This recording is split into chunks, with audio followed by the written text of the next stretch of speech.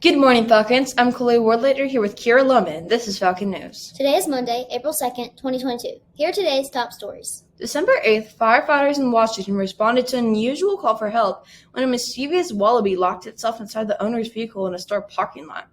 Graham Fire and Rescue said in an Instagram post that the owner brought the pet wallaby, a smaller cousin of the kangaroo, along for the ride to a feed store. The owner, who was outside of the vehicle, had to call the department for help when the wallaby locked the vehicle's doors with the keys inside. Engine 93's crew responded to the parking lot, opened the doors, and reunited the mischievous wallaby with its owner.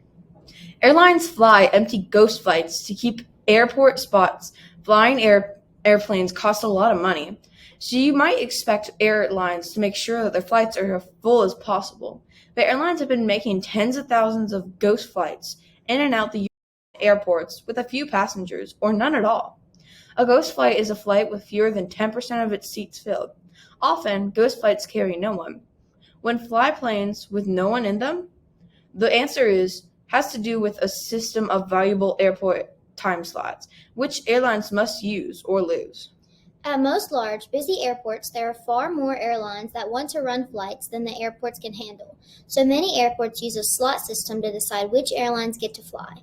The airports divide up the total number of flights they can handle into time slots. Airlines compete to get these valuable slots, which allow planes to take off or land. Slots are assigned twice a year, but since it would be very complicated to give out all the slots every 6 months, airlines are allowed to keep their slots if they want to use them often enough. Having the right slots to make connections work out is important for large airlines that fly to many locations around the world. Smaller, cheaper airlines flying shorter distances are eager to take over these slots. Airlines worry that if they lose their slots, they won't get them back. At busy airports, these slots are incredibly valuable. In 2016, Oman Air is reported to have paid $75 million to buy 2 slots at London's Heathrow Airport, one for taking off and the other for landing. Before the coronavirus pandemic, airlines in Europe needed to use their slots 80% of the time to hang on to them. When the pandemic hit, the number of people flying dropped sharply. Some places like the United States and United Kingdom dropped their slot rules temporarily. In Europe, the rate was changed to 25%. That meant airlines needed to run at least a quarter of their flights to keep their slots, even if there were no passengers. Near the end of last year, both Europe and the UK started requiring 50% use. That led to even more empty planes in the air. On this day in 1917, President Woodrow Wilson asked Congress to send U.S. troops into battle against Germany in World War I.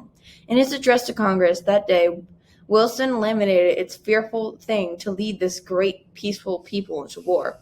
4 days later, Congress obliged and declared war on Germany. To learn more, click on This Day in History in your CMS Students tab. Today will be cloudy with a chance of rain with a high of 71 and a low of 45.